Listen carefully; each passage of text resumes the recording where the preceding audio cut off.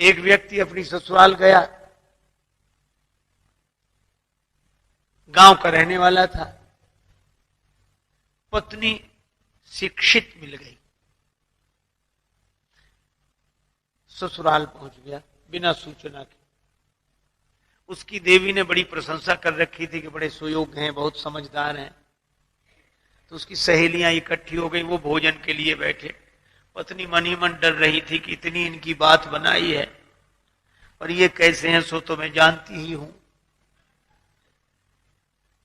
चलो, तो गांव की परंपरा, वो भोजन बनाने बैठी चूल्हे पर और उसने सामने उनको बिठाया भोजन करें। अब उसकी सहेलियां परोस रही थी भोजन बार बार। पूड़ी साग थाली में आया, वो ऐसा विचित्र आदमी एक पूड़ी उठा गया। सोच रहा था छोटी सी पूड़ी है, इसके टुकड़े करना, ग्रास करना तो बेकार है, पूड़ी ही ग्रास है। वो एक पूड़ी में साग रखे और एक। अब उस देवी को बड़ा संकोच लगा, बड़ी लाज लगी, किसने नाक कटवा दी। और सहेलियां मुस्कुरा मुस्कुरा कर कहे, जैसा आपने कहा था वैसे ही हैं, बड़े समझदार हैं बहुत। तो महिला बड़ी विवेकवती थी, उसने सोचा कि बात किसी तरह बन जाए। तो वो तो पूरी खाए जा रहे थे। अब उसको था कि ये हमारी तरफ देखें तो हम इशारा करें। तो जैसे उधर देखा तो उसने भोजन बनाते बनाते इशारा किया, उंगली द्वय उठाई गंवारपन पति को देख, कि एक एक पूरी के ग्रास दुई करें जा। दो उंगली उठाई कि कम से कम एक पूरी के दो टुकड़े तो करो, इतनी छोटी भी नहीं है कि तुम दो टुकड़े ही ना करो। पति ने समझा कि हमारी पत्नी पूरी सहानुभूति के साथ कह रही कि थके हुए हो, इतनी दूर से चलकर आए, एक पूड़ी में क्या होता है, दो दो। अब तो एक पूड़ी उठावे, उस पर साग रखे, दूसरी पूड़ी उसके ऊपर रखा, द्वे द्वे को चावे लाग्यो मूढ़ जब एक साथ। तो पत्नी ने अपना माथा पीट लिया। समझाने वाले तभी माथा पीटते हैं कि समझने वाला उल्टा ही समझे। तो माथ ठोक त्रिया कहे लाज सो डरे जा। माथा पीटा कि लाज तो रख, कुछ तो समझ। पति ने समझा, ओ बड़ी भूल हो रही थी। पत्नी कह रही है कि ये पूड़ियां साधारण नहीं है, पूजा की पूड़ियां हैं, इन्हें पहले प्रणाम करो, माथे से लगाओ, फिर खाओ। पतिदेव समझे कि पावे के प्रथम इन पूजनीय पूरन को शीश पे धरे जा। अब तो वो दो पूड़ी और साग फिर माथे से लगाओ, फिर खाए। तो पत्नी ने अवसर देखा तो पति को समझाने के लिए चूल्हे से बोली, एक लकड़ी लगाई, अग्नि प्रज्वलित की और बोल उठी रोष भरी चूल्हे से चतुर नारी। और चतुर नारी ने यही कहा कि अरे चूल्हे, जैसो जरे आयो प्रथम तैसो ही जरे जा। इससे तो तू पहले ही अच्छा था, जैसा जल रहा था वैसे ही जलता रहे। समझाने से तो और उल्टा हो गया। कई बार लोग उल्टा ही समझते हैं। एक बार एक व्यक्ति अपनी ससुराल जा रहा था, मित्र से मिलने गया। मित्र ने कहा, कहां आज बड़े तैयार दिखाई दे रहा। उसने कहा, ससुराल जा रहे हैं, तुम भी चलो। मित्र बोला, ये कोई ले जाने का ढंग है, पहले से बताते तो हम भी अपने कपड़े आदि पहनकर तैयार रहते। मित्र बोला, कपड़ों में क्या हमारी पहन लेना, देत लेत मन संग न धरी, मित्रता में क्या हमारे पहन लेना, ठीक है। मित्र ने अपने कपड़े दे दिए, उसने पहन लिए, दोनों मिलकर ससुराल गए। अब वहां लोगों ने बड़ा स्वागत सत्कार किया। पड़ोस में बैठने के लिए गए तो एक ने पूछा, बहुत दिन बाद आए, आपकी बड़ी प्रतीक्षा हो रही थी, आपके आने से बड़ा अच्छा लगा, लेकिन ये आपके साथ कौन है। अब उन्होंने परिचय देना शुरू, हमारे मित्र हैं, बहुत अच्छे आदमी हैं। बोले कहाँ जा रहे हो? हमने कहा ससुराल। हमने कहा तुम भी चलो। बोले कपड़े नहीं है तो कपड़े भी हमारे ही पहने हैं। मित्र बहुत अच्छे। अब मित्र को बड़ा बुरा लगा। एकांत पाकर मित्र ने कहा कि मैं तो जा रहा हूं, तुम्हारे जैसा हमने आदमी नहीं देखा। लोग हमारे बारे में पूछते कि कपड़ों के बारे में, तुम कपड़ों के बारे में काहे को बताते हो? अरे बोला क्षमा करो, गलती हो गई, अब नहीं बोलूंगा। दूसरी जगह फिर बैठने गए, लोगों ने परिचय पूछा, कहने लगे हमारे बड़े अच्छे मित्र हैं। और हमने कहा ससुराल जा रहे हैं। एक ही कहने से हमारे साथ आ गए और कहते कहते निकल गया कपड़े। अब कहा कि मित्र फिर डांटेगा कि ये कपड़े, तो लोगों ने कहा कपड़े क्या कपड़े? तो बोले कपड़े ये इनके अपने हैं, ये खुद के कपड़े पहने हैं, खुद के अपने।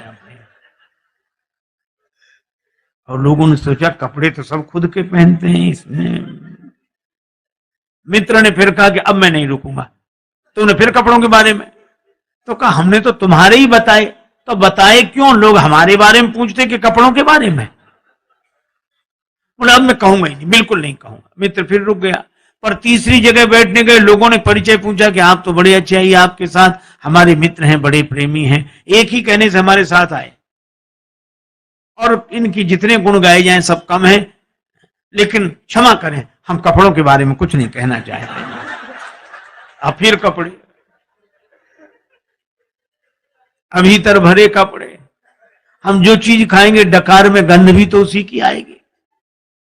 तो भीतर जो भरा हो वही बाहर दिखेगा। निराकार हूं मैं न साकार हूं, भक्त की भावना से तदाकार हूं। भक्त मुझे जिस दृष्टि से देखता है वो उसी दृष्टि से मैं दिखाई पड़ता हूं। अपने भाव के अनुसार भगवान का दर्शन होता है। सब भगवान को अलग अलग रूपों में देख रहे हैं, अलग अलग भावना से देख रहे हैं। कोई प्रेम से भर रहे हैं, कोई भय से भर रहे हैं। मैंने एक संत के मुख से सुना था, एक बार एक दंपति पति पत्नी मेले में गए। अब मेला में उनका मेल बिछुड़ गया। ऐसा भीड़ का रेला, पति एक तरफ पत्नी एक तरफ। अब दोनों एक दूसरे को ढूंढे। तो ऐसे मौके का फायदा उठाने वाले लोग चूकते कहां। राम जी का मंदिर था सामने। तो पुजारी बोला क्या बात है? बोले बहुत ढूंढ रहे हैं, पत्नी यहीं कहीं खो गई। अरे बोले भगवान से प्रार्थना करो, चलो। बड़े संपन्न आदमी थे, पुराने जमाने की बात। एक थाल में लड्डू मंगा कर रख लिए, 500 रुपए रख दिए और प्रार्थना करने लगे, अब तो रघुनाथ कृपा कर दो, घरनी को लगे न बिना घरनी को। अब सामने हनुमान जी का मंदिर था, वो अलग। हनुमान जी के मंदिर के पुजारी ने सोचा कि इतने लड्डू और रुपया सब उधर ही जाएगा, इधर आता तो ठीक रहता। तो वहीं से बैठे बैठे बोला सेठ जी वहां क्यों चले गए? यहां आओ। इशारे से बोला यहां आओ।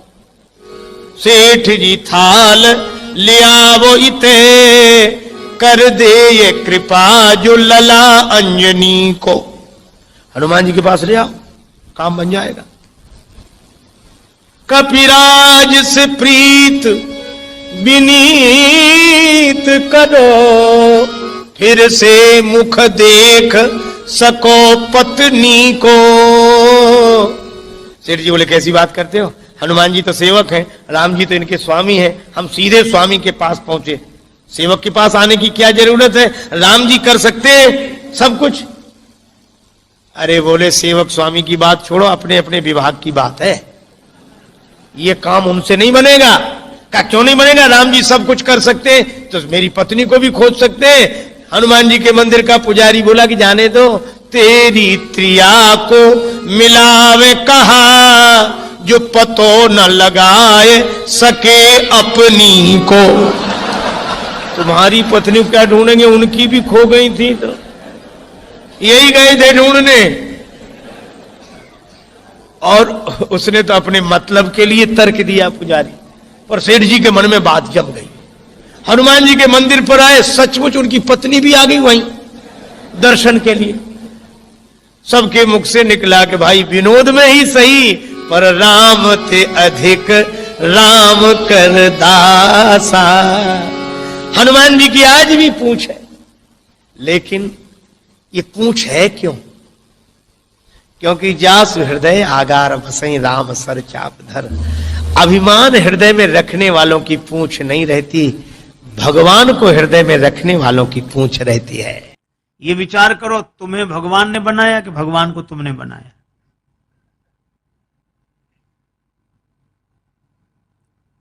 वो आदमी सोचने लगा कि हम तो भगवान की पूजा के लिए जा रही, कहां से तर्क करने वाला रास्ते में मिल गया ये। तो उसने कहा कि भैया तुम बताओ क्या करें हम तो मंदिर में दिया रखने जा रहे हैं, पूर्वजों से हमारे सब पितर यही करते आए हैं। तो वो क्या बोला, इतने दिनों से गलती चली आई तो क्या सही मान ली जाएगी? इसका अर्थ तुम भी गलत, तुम्हारी पीढ़ियां भी गलत। उस व्यक्ति ने कहा तो हम क्या करें ये बताओ।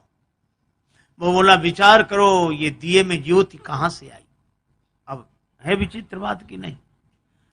अब दिए में ज्योति कहां से आई? उस व्यक्ति ने सोचा कि अगर हम कह दें कि माचिस की तीली से आई, तो ये पूछेगा कि तीली में कहां से आई।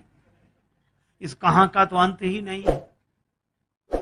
उस व्यक्ति ने बड़ा अच्छा काम किया। जैसे ही उसने पूछा कि दिए में ज्योति कहां से आई, उसने फूंक मारकर दिया ही बुझा दिया। जैसे ही दिया बुझाया तो उस व्यक्ति ने कहा कि तुमने दिया क्यों बुझा दिया? तो यह व्यक्ति बोला कि अब तुम ही बताओ दिए की ज्योति कहां गई?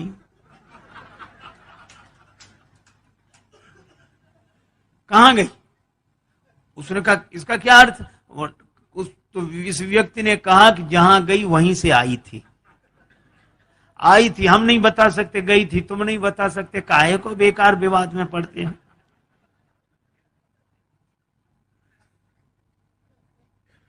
अच्छा, इस तर्क से कुछ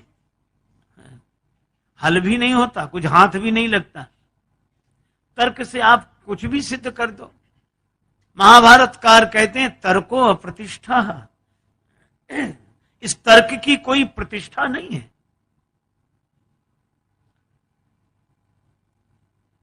देखो, एक व्यक्ति पढ़कर आया, उसने बहुत विद्या अर्जित की थी।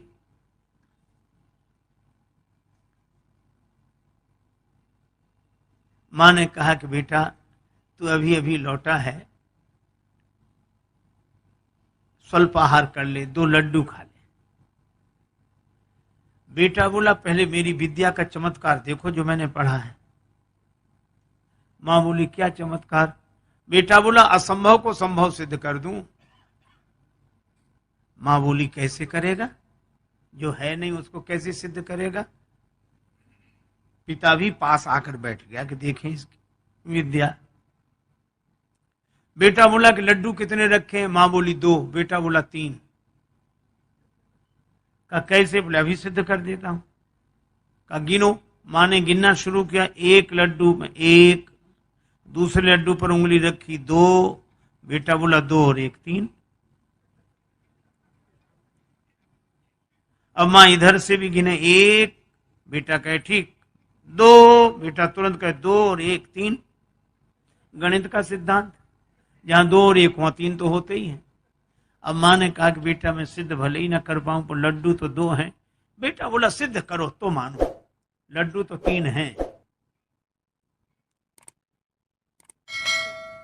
उसका पिता बैठा था पास में, और पिता भी तो उसी का पिता था। उसने कहा कि बेटा तुम्हारी मां बिना पढ़ी लिखी है, समझती नहीं है, पर मुझे साफ साफ दिखाई देना है लड्डू 3 है। तुमने जो सिद्ध किया बिल्कुल सही, लड्डू 3 है। अब एक काम करना। कहा क्या? कि 1 लड्डू मैं खा लूंगा, दूसरा लड्डू तुम्हारी मां खा लेगी और तीसरा तुम खा लेना।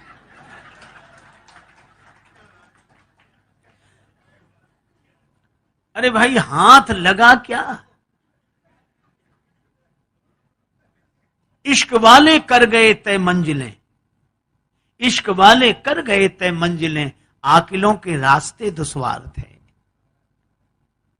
एक आदमी गांव में गया, अपने मित्र के साथ घूमने निकला, तो छोटा सा गांव, एक व्यक्ति तेल बेचता था, अकेला आदमी, और भीतर उसने कोल्हू चला रखा और बाहर बैठकर तेल बेचे। इस व्यक्ति ने देखा कि अकेला आदमी कैसे करता है, तो उसने कहा कि तुम ये बैल को हाँकते नहीं हो, और कैसे बिना तुम्हारी चलाए चलता है? तो उस आदमी ने कहा कि बैल को मैं हाँक देता हूं, और जब चलने लगता है तो बाहर आके बैठ जाता हूं, तो उसे पता नहीं लगता कि तुम पीछे हो। तेल बेचने वाले ने कहा, हमने उसकी आंख पर पट्टी बांध रखी। सो तो ठीक है, लेकिन तुम बाहर बैठे हो, बैल अगर चलना बंद कर दे तो तुम्हें कैसे पता लगेगा? तेल बेचने वाला बोला, हमने उसके गले में घंटी बांध रखी, चलना बंद होता घंटी बजनी बंद हो जाती, हम फिर जाके हाँक देते हैं। पर वो तार्किक मानने कोई तैयार नहीं। वो कहने लगा कि नहीं, ये भी कोई बात नहीं हुई। कहा क्यों? कहा ऐसा भी तो हो सकता है कि बैल एक ही जगह खड़ा खड़ा गर्दन हिलाता रहे, एक ही जगह खड़ा खड़ा गर्दन हिलाता रहे तो भी तो घंटी बजेगी। तेल बेचने वाला हाथ जोड़ के बोला, बाबूजी वह बैल है, आपकी तरह तार्किक नहीं है। एक बार दो बड़े संपन्न श्रीमंत सेठ बैठे थे, आपस में चर्चा हुई। एक बोला, हमारा नौकर बड़ा मूर्ख है। दूसरा बोला, हमारे नौकर से ज्यादा मूर्ख नहीं हो सकता। तो पहले वाला बोला, नमूना देखोगे? हाँ। उसने अरे इधर आओ, बुलाया, 10 रुपए दिए, जाओ बाजार से टेलीविजन ले आओ 10 रुपए में। और वो 10 रुपए लेके चला गया टेलीविजन लेने। उसने अपने मित्र का देखा, इसका ये 10 रुपए में टेलीविजन लेने जा रहा। दूसरा बोला कि अब हमें अपने नौकर का नमूना दिखाने का अवसर दो। हाँ। उसने अपने नौकर को बोला, इधर आप। हाँ कहिए साहब। तुम ऐसा करो, ऑफिस तो तुमने देखा है? हाँ देखा है। ऑफिस में चले जाओ। हाँ तो वहां जाकर ये देखो कि हम वहां हैं कि नहीं। और दूसरा भी चला गया। मालिक दोनों हंस रहे थे कि कैसे मूर्ख है, लेकिन ये मूर्ख की पहचान है जो अपने को मूर्ख समझे, जिससे अपनी मूर्खता ही समझ में ना आए। वो दोनों मिल गए वहां। नौकर मिले तो कहने लगे, हमारा मालिक बड़ा मूर्ख है। क्यों? कह रहा था 10 रुपए में टेलीविजन ले आओ। टेलीविजन तो हम 4 ले जाते, पर उसे ये तो सोचना चाहिए था आज इतवार है, बाजार बंद है। बोलो। और दूसरा क्या कहता है कि हमारा मालिक और ना समझ, हमसे कहता तो ऑफिस में जाके देखो कि हम वहां हैं कि नहीं। हमको भेजने की क्या जरूरत थी? फोन नहीं कर सकता था?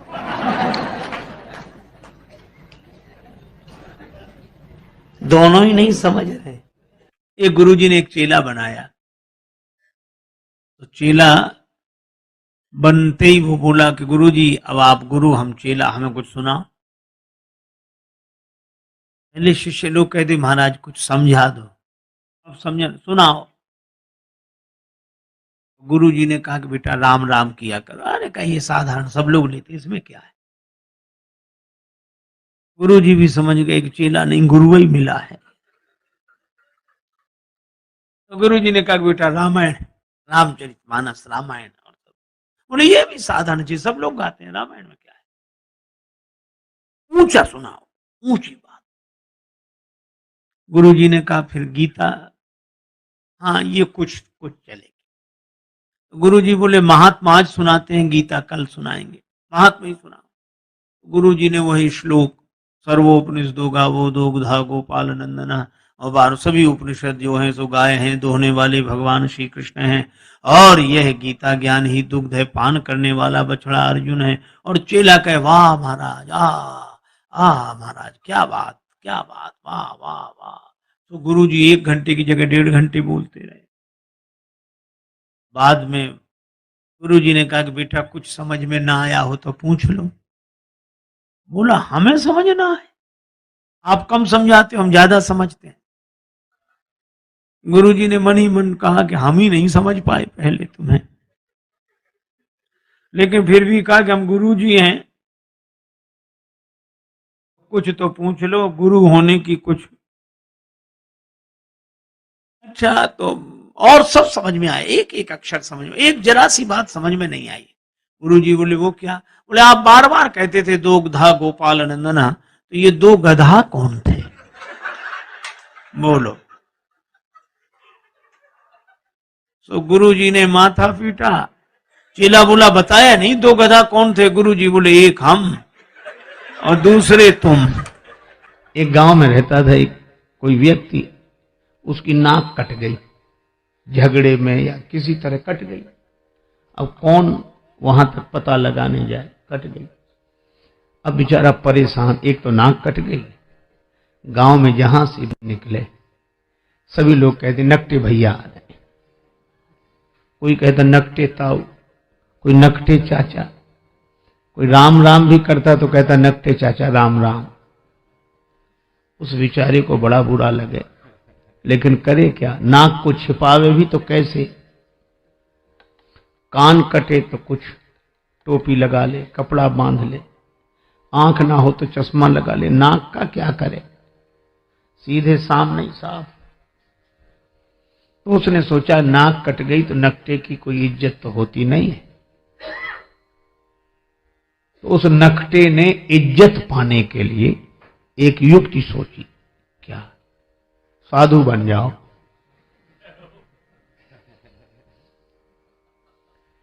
ताकि हमारी कटी हुई नाक पर ध्यान न जाए।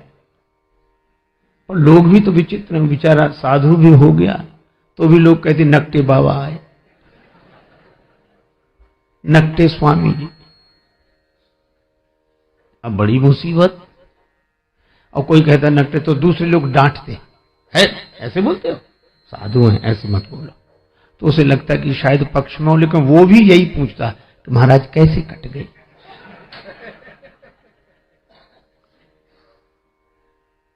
अब उसको लगा कि इस क्या करें, तो एक कुटिल योजना उसने मन में बनाई।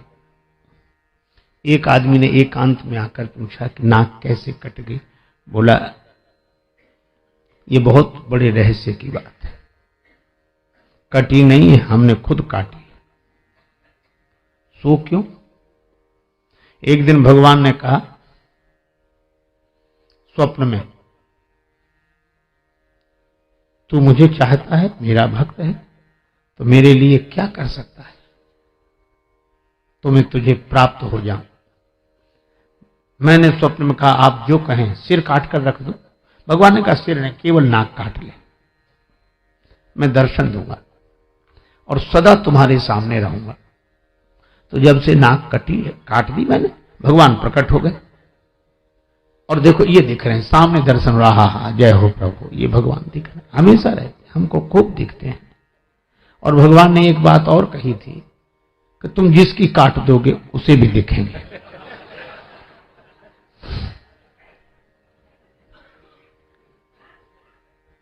अब भगवान का दर्शन कौन नहीं चाहता? नाक कटे तो कटे। बोले लोग भले ही कुछ समझे, नाक कटे तो भगवान मिल रहे।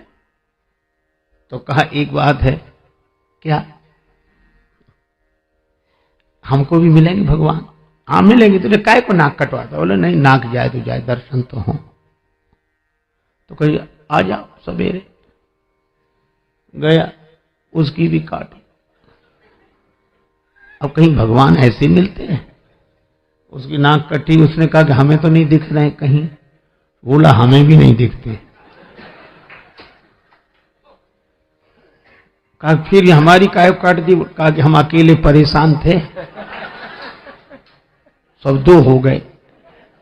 अब उस बेचारे को मिला कुछ नहीं था उस नकटे के पास, और नकटों के पास किसी को कुछ मिलता भी नहीं है, लेकिन चूंकि अपनी नाक कट गई तो मजबूरी थी। अब वही हल्ला मचाने लगा, हाँ भगवान दिख रहे हैं, ये दिख रहे हैं, प्रत्यक्ष दिख रहे हैं, सामने दिख रहे हैं। अब पहले तो एक कहता था, हाँ, अब दो कहने लगे। बोलो, प्रचार इतना हावी हो जाता है कि प्रचार इतना प्रभावपूर्ण ढंग से जीवन में अपना प्रभाव डालता है कि प्रचार के चक्कर में आदमी विचार करना ही भूल जाता है। विचार बेचारा जैसी कौंधता है वैसी प्रचार। कोई कहता है अरे क्या बात करते हो, अगर कुछ नहीं होता तो इतना होता, तो आदमी फिर चुप रह जाए। अब दो कहने लगे ये दिख रहे हैं भगवान, ये दिख रहे हैं। दो में से किसी को नहीं दिख रहे थे, पर चूंकि नाक कटी थी तो मजबूरी में कहना कि दिख रहे हैं। तो तीसरे ने भी कटवा लिया, अब 3 हो गए। अरे 3 क्या, उन्होंने 300 कर दिए, धीरे धीरे 3000 हो गए, इतने नाक कटी। अब जब भीड़ हो गई तो आदमी को विश्वास करना मजबूरी थी कि मिले होंगे भगवान, इतने लोग नाक कटाते। नकटों का समूह चल पड़ा, भीड़ की भीड़ नकटों की, किसी को कुछ नहीं मिला, सब हल्ला मचा रहे, झूम रहे, ना ये मिल गए, ये मिल गए। वो तो एक साहसी आदमी आया, उसने कहा हमारी कटी सुकटी औरों की तो बचा लें। तब उसने हिम्मत करके कहा कि यहां कुछ नहीं है। यही है, भीड़ के साथ एक ही शब्द है, भाड़। भीड़ भाड़, भीड़ अक्सर आदमी को भाड़ में ही ले जाती है।